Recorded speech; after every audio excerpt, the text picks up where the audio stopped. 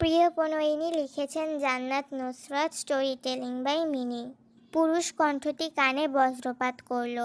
ইসরাত নিজের হাত ছাড়িয়ে আনলো লোকটার কাছ থেকে, চোখ নিচের দিকে নামিয়ে নিল চুপচাপ।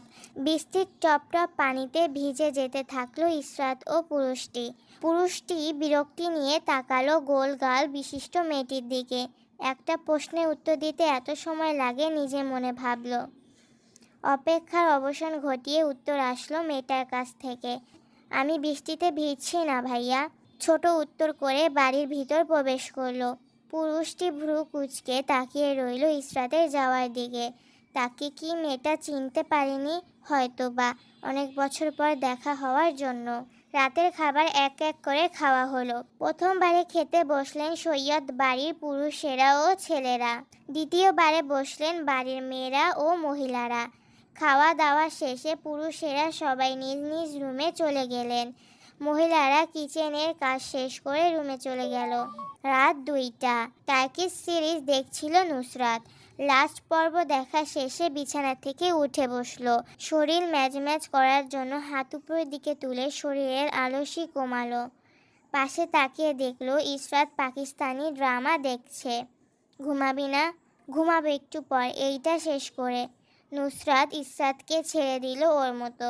রুমের দরজা খুলে বের হলো। পুরো বাড়ি অন্ধকার দেখলো। হাত দিয়ে হাতড়ে সেই দিকে গেল। অন্ধকারে নুসরাতকে দেখতে কিছুটা ভূতের মতো মনে হলো। নিজের পিছন থেকে হাঁটার শব্দ শুনে হালকা ঘাড় ঘুরিয়ে পিছনে তাকালো নুসরাত। অন্ধকারে পরিষ্কার মুখ দেখা না গেলেও শরীরের গঠনে মনে হলো কোনো পুরুষ। হাঁটা থামলো। পুরুষটিকে জায়ান মনে করে ডাকলো, জায়ান ভাইয়া। অপর পাশ থেকে কোনো শব্দ ভেসে আসলো না। উত্তর আসলো না দেখে নুসরাত আর কোনো কথা না বলে সিঁড়ি বেয়ে নিচে নেমে যেতে লাগলো। অন্ধকার থাকায় পা পিছলে পড়ে যেতে নিতেই পুরুষালী হাত কোমর পেঁচিয়ে ধরলো। এমন সময় মেহেরুন নেসা নিজের রুম থেকে বের হলেন। মেহেরুন নেসার রুমের আলো এসে নুসরাতের চোখের উপরে পড়ল। হাত দ্বারা নিজের মুখ ঢাকা দিল নুসরাত, আলো হাত থেকে বাঁচার জন্য। ততক্ষণে পুরুষালী হাতের বাহিরে চলে এসেছে সে। কি রে, দুইটা কি পিরিত করতাছস? আকস্মিক এমন প্রশ্নে নুসরাত ভয় পেয়ে গেল। মেহেরুন নেসার অগোচরে বুকে ফু দিয়ে চোখ নাক বিকৃত করে নুসরাত বলল, ইয়াক দাদা, এসব কি বলো? তাহলে দুইটা এখানে কি করস? তোমাকে এক্সকিউজ দিতে আমি বাধ্য নই। মেহেরুন নেসার পাশ দিয়ে যাওয়ার সময় শরীর দিয়ে হালকা ধাক্কা দিল। মেহেরুন নেসাও কম যান না। তিনি হাত তুলে ঠাস করে নুসরাতের পিঠে থাপ্পড় মারলেন। থাপ্পড় খেয়ে পিছন ফিরে তাকালো না। মেহেরুন নেসাকে রাগানোর জন্য হেসে উঠল নুসরাত। দাদা, তোমার হাতে জোর কমে গিয়েছে, একটুও ব্যথা লাগেনি। বুড়ি হয়ে গিয়েছো বোঝাই যাচ্ছে। হাঁটার তালে খোপা করা চুলগুলো পিঠের উপর ছড়িয়ে পড়ল। আরশ তাকালো ফিনফিনে শরীরের মেয়েটার যাওয়ার দিকে। দুজনের কথোপকথনের পিছনে দাঁড়িয়ে এতক্ষণ শুনছিল সে চুপচাপ। এই ঝগড়ুটে মেয়ের মুখ দেখার ইচ্ছে জাগলো। ইচ্ছেকে ধামাচাপা দিয়ে কিচেনের দিকে গেল। মেহেরুন নেসা কখন থেকে আরশের পিছে পড়ে আছেন নুসরাত আর তার মধ্যে এতক্ষণ কি হচ্ছিল জানার জন্য। আরশ কফি বানাতে বানাতে বলল, কিছু চলছিল না। আমি জানি তোকে মধ্যে কিছু চলতাছে। দাদি, কোনো কিছুই চলছে না, তুমি আজব কথাবার্তা বলছো। উইনের মুখ পর্যন্ত আমি এখনো দেখিনি আর তুমি কি না কি ভেবে বসে আছো। তোমার চিন্তা ভাবনা ঘড়ির কাঁটার তুলনায় আরো দ্রুত চলে। একটু আগে দেখলাম তোরা দুইটা জড়াজড়ি করতাছিস, এখন আমারে বুড়া পাইয়া বোকা বানাইবার চাও? তুমি কি নাটক দেখাইলা আরশ? আর মুখ দেখিনি এইটা আমারে বিশ্বাস করবার ক? আমি বুঝি, সব বুঝি। আজগুবি কথাবার্তা বলো, কি বুঝো তুমি? যাও ঘুমাতে যাও। ঘুমের চোখে কি দেখতে কি দেখেছো আর নাটক কি দেখাবো? আজব কথা বলো দাদি। মেহেরুন নেসাকে দুহাত দিয়ে জড়িয়ে ধরে আরো সোনার রুমে ঢুকিয়ে দিল। আরো আমি সব দেখা লইছি।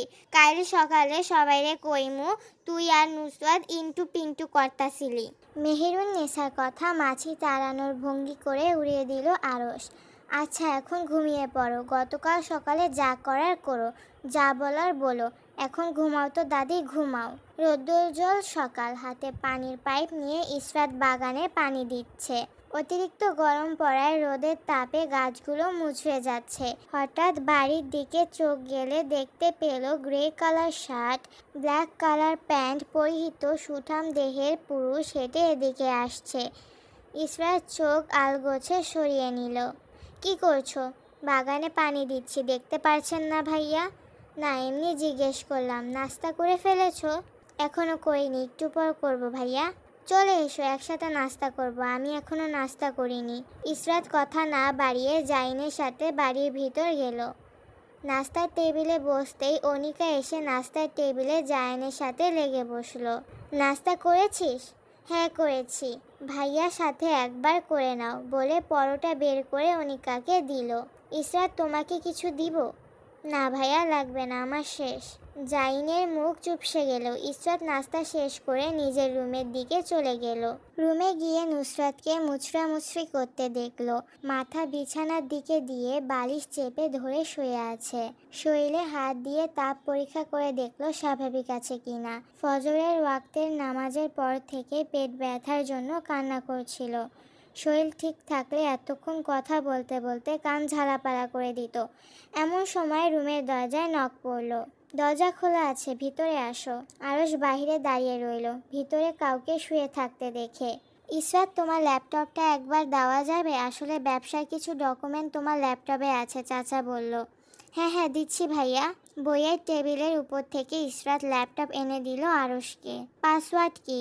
1421191812। ভাইয়া যদি ভুলে যান তাহলে নুসরাতের নামের অ্যালফাবেটের সংখ্যা আকারে গুনে নেবেন।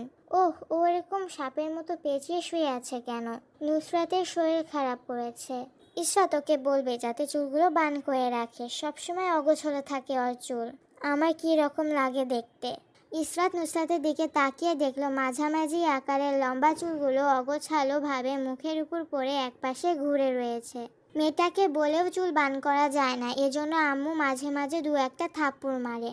দরজার সামনে থেকে চলে যেতে গিয়ে আবার ফিরে এলো আরশ। ভাইয়া, আর কিছু দরকার?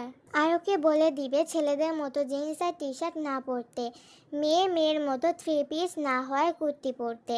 আমার পছন্দ নয় মেয়েদের এসব কাপড় পরা।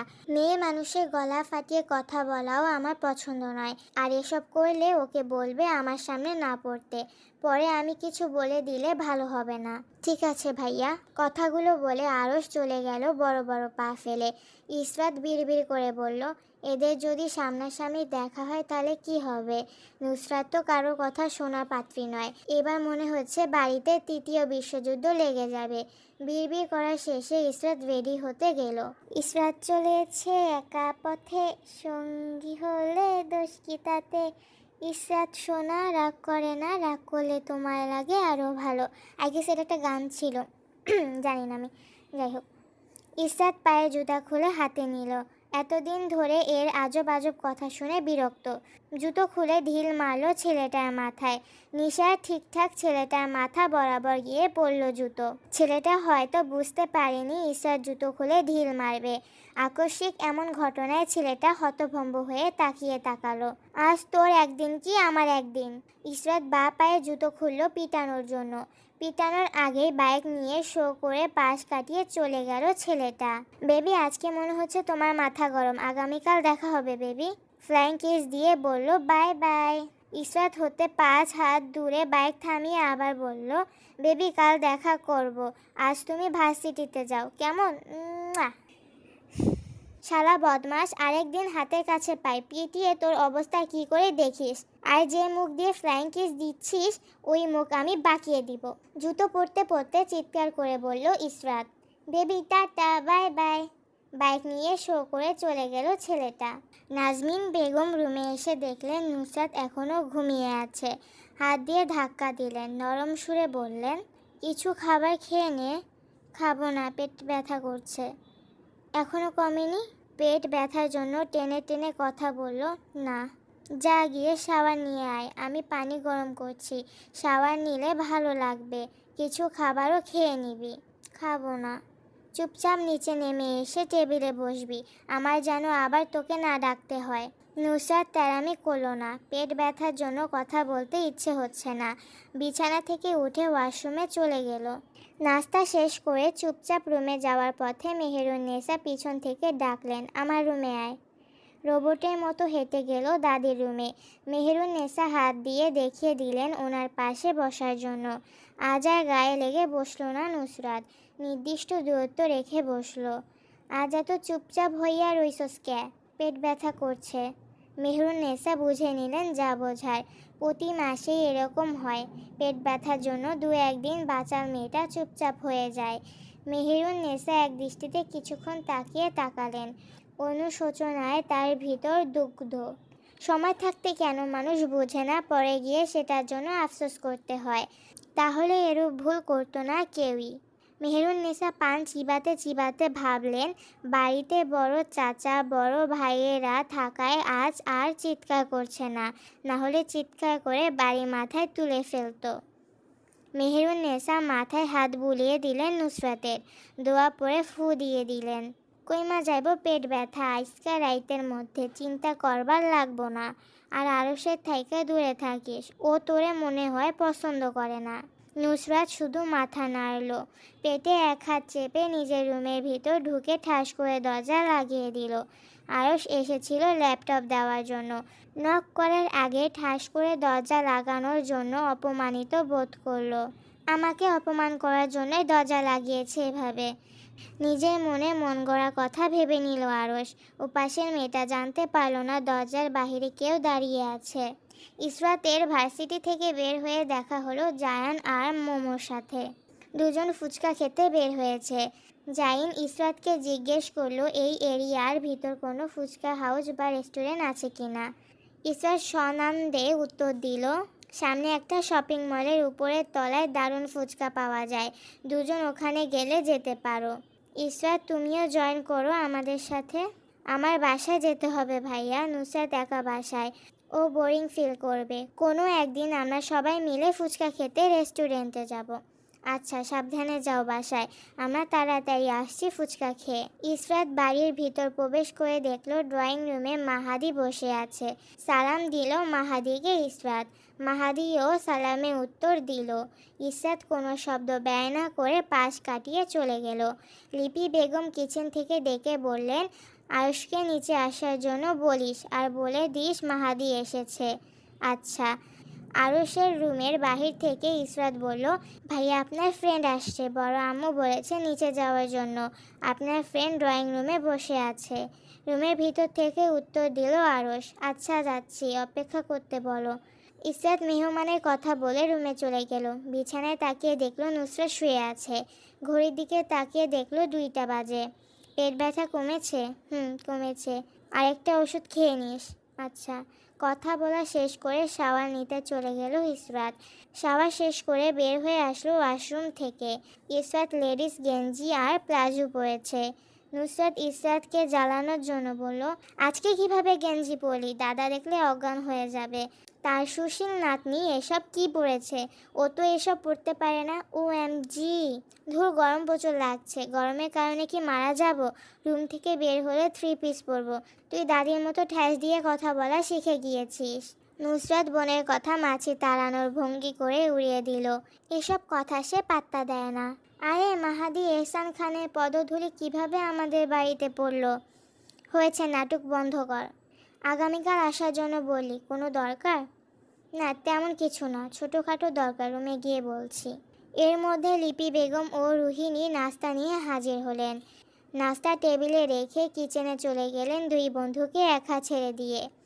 অনিকা উপর থেকে একটা অপরিচিত ছেলেকে বসে থাকতে দেখে দৌড়ে নিচে নেমে আসলো।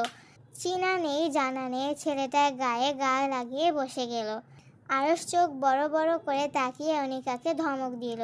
বজ্র কণ্ঠে ধমক শুনে বাড়ির কর্ত্রীরা কিচেন থেকে বের হয়ে আসলেন। আরিশা, ইরহাম, ইসরাত, জায়ান সবাই 2তলা থেকে দৌড়ে নিচে নেমে আসলো।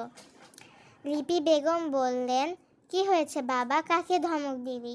অনিকার দিকে চোখ রাঙিয়ে তাকিয়ে চিবিয়ে চিবিয়ে বললেন, ও ম্যানার্স জানে না, ওকে ভালো করে ম্যানার্স শিখিয়ে দিবি। আর অনিকা তোকে যেন দ্বিতীয়বার এমন করতে না দেখি, দেখলে তোর গালগুলো থাপড়ে লাল করে ফেলবো। অসভ্য মেয়ে, বড়দের সাথে কিভাবে থাকতে হয় কেউ শেখায়নি। ওকে চিনিস তুই যে তুই ওর সাথে লেগে বসেছিস? সবাই উপর থেকে নিচতলায় নেমে আসলেও নুসরাত উপরের তলায় দাঁড়িয়ে দাঁড়িয়ে আরশকে দেখতে লাগলো। ওখান থেকে দাঁড়িয়ে সকলের অগোচরে আরশকে মিডল ফিঙ্গার দেখিয়ে বলল, উনি বাল করবেন, শালার এত ভাব কোথা থেকে আসে? ইসরাতের চোখ হঠাৎ দ্বিতীয় তলার দিকে গেল, মুখ দিয়ে বেরিয়ে আসলো, মেয়েটা এসব কি করছে? নিশ্চুপ পরিবেশে ইসরাতের কথা অনেক জোরালো শোনালো। সবাই ইসরাতের চোখ অনুসরণ করে উপরে তাকিয়ে দেখলো আস্তে আস্তে হেঁটে নুসরাত রুমের দিকে যাচ্ছে। আরশ ভুরু কুঁচকে তাকালো শ্যাম বনের মেয়েটার পিছন দিকে। আজও মুখ দেখতে পারল না সে। নাজমিন বেগম ডাকলেন, এই নিচে এসে খাবার খেয়ে যা। নাজমিন বেগমের কথার উত্তর রুম থেকে চিৎকার করে দিল, এখন খাবো না, খিদে পায়নি, তুমি খেয়ে নাও আম্মা। ইসরাত রুমে আয়, কথা আছে, বিড়বিড় করে বলল আরশ। কি বেয়াদব মেয়ে, বড় বোনের নাম ধরে ডাকে। এই মেয়েকে দেখেই অনিকা বেয়াদব হয়েছে। পাশে দাঁড়িয়ে শুনছিল মাহাদি।